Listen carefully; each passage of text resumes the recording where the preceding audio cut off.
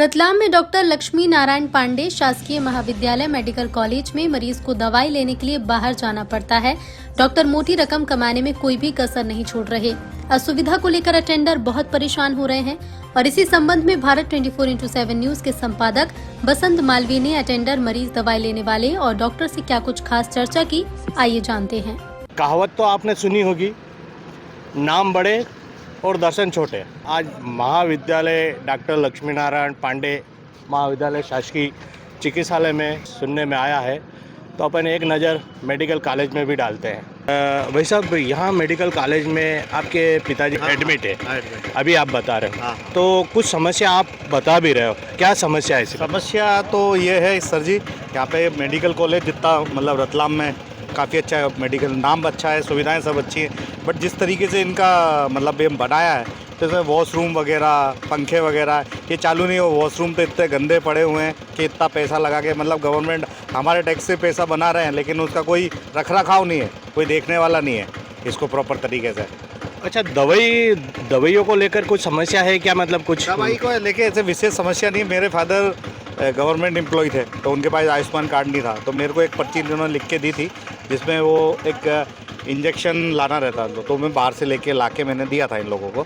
क्या समस्या है और दवाई गोली के बारे में आप क्या बताना दवाई चाहोगे? गोली बाहर से लाना पड़ती है, जो यहाँ नहीं मिल पाती। सरकारी जो नहीं मिलती है वो है, बाकी जो यहाँ नहीं मिलती वो बाहर से लाना पड़ती है, वो बाहर भी बहुत दूर जाना पड़ता है।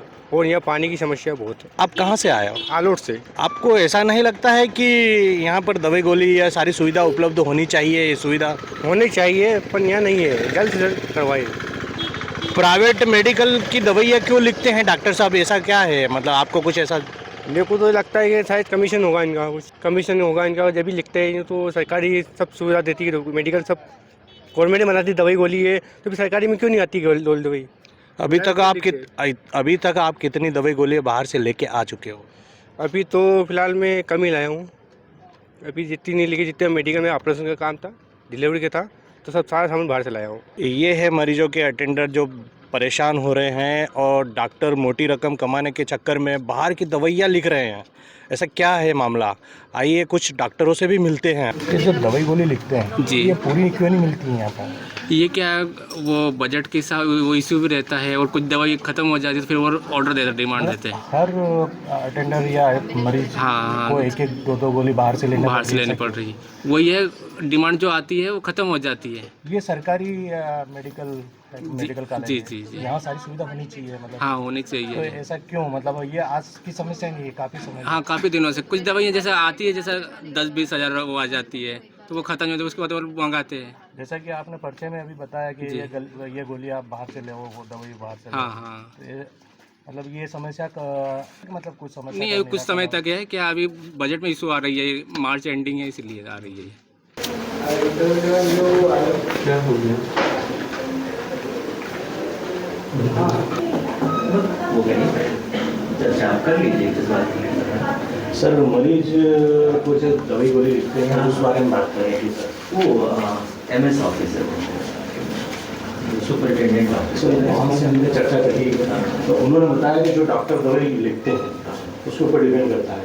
कैसे? ये है कि सर, जैसे आप दवाई मेडिसिन जो लिख रहे हैं वो पूरी नहीं मिलती है यहाँ पर मेडिसिन, ये सब बाहर से ले रहे हैं। ऐसी सुविधा सरकारी में भी, सरकारी हॉस्पिटल में भी, वहाँ ऐसा कुछ समस्या नहीं। यहीं पे ऐसी समस्या क्यों?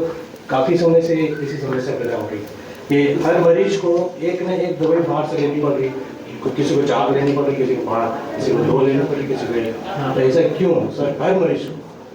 जब इसके बारे में सुपरिटेंडेंट डॉक्टर प्रदीप मिश्रा से बात की तो क्या बताया, ये भी जानिए। ऐसा नहीं है कि डॉक्टर बाहर का लिख रहे हैं, डॉक्टर कभी बाहर का नहीं लिखता है।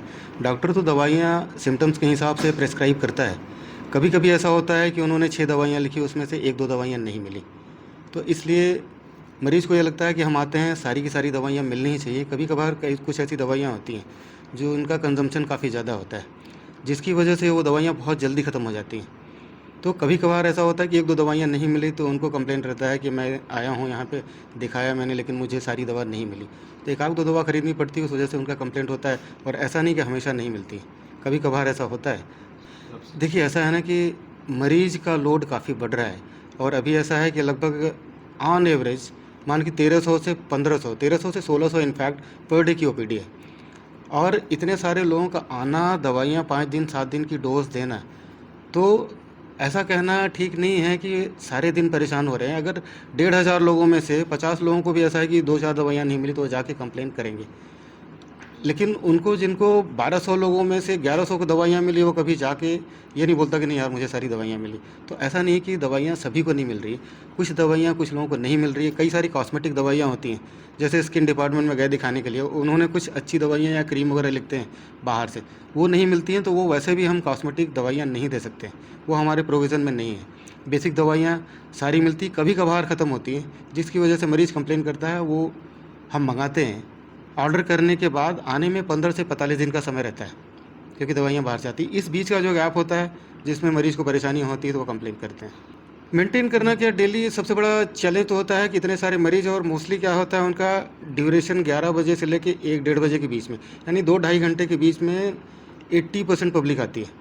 बाकी का समय जो रहता है 8 बजे से लेके 10:30-11 बजे तक का, उस समय का कंपैरेटिवली काफ़ी कम रश होता है।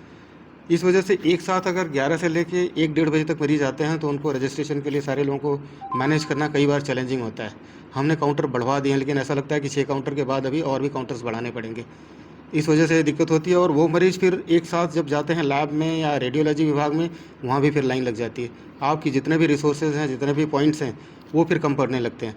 तो मेरा भी पब्लिक से ये अनुरोध है आपके माध्यम से कि पर्टिकुलर 11 से लेके 1 बजे के बजाय 8 बजे ओपीडी खुलती है, आप 9 बजे से भी आना चालू करें, तो 9 बजे से 2 बजे के बीच में, ऐसा नहीं हो कि थोड़ा और पहले आएँ, 9 बजे, 10 बजे, 10:30 बजे कुछ मरीज़ आने लगे हैं, मतलब ज़्यादा एक डिस्ट्रीब्यूट हो जाए, पर्टिकुलरली 2 घंटे के बजाय, तो एक साथ लोड कम हो जाएगा। और बाकी तो जितना है हम लोग पूरे प्रयासरत हैं, सरकार की तरफ से पूरी कोशिश होती है कि दवाइयाँ और बजट सबको मिलें, लेकिन यह है कि कहीं न कहीं इतनी पब्लिक, इतना मरीज़ होने की वजह से कभी कभी आपूर्ति बाधित होती है कुछ समय के लिए। आपके माध्यम से मैं एक बहुत इंपॉर्टेंट संदेश पब्लिक को देना चाहता हूँ कि ये अस्पताल पब्लिक के लिए है, पब्लिक की प्रॉपर्टी है, आपको अपने घर की तरह इस्तेमाल करना चाहिए।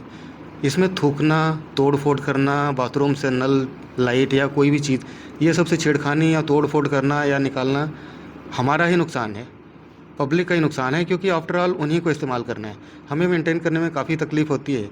अतः सभी से अनुरोध है, जनता से, आपके माध्यम से, कि आएँ, अपने अस्पताल अपने घर की तरह इसको इस्तेमाल करें और साफ़ सफाई रखें। हम लोग सारे प्रयासरत रहते हैं, वो भी कोशिश करें कि यहाँ गंदगी ना करें। डस्टबिन हर जगह रखे हुए हैं, चीज़ों को फेंकें तो डस्टबिन में फेंकें, बाथरूम में, कमोड में या कभी बेसिन में ऐसी चीज़ें फेंक देना जिससे पूरा ब्लॉक हो जाए, पूरा ड्रेनेज चौक हो जाए, ये सब चीज़ें बहुत तकलीफ़ देती हैं। उसके चक्कर में बाथरूम बंद करना होता है, पूरा जेसीबी से खुदवाना होता है, मेंटेन करना होता है, जो काफ़ी तकलीफ़दायक होता है। तो अपने प्रॉपर्टी की तरह इस्तेमाल करें, आप ही का है, आप ही के लिए।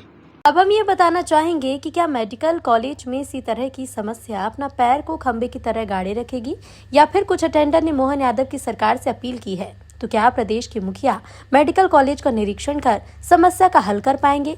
और भी स्वास्थ्य विभाग की समस्या को लेकर हम फिर हाजिर होंगे अगली खबर में।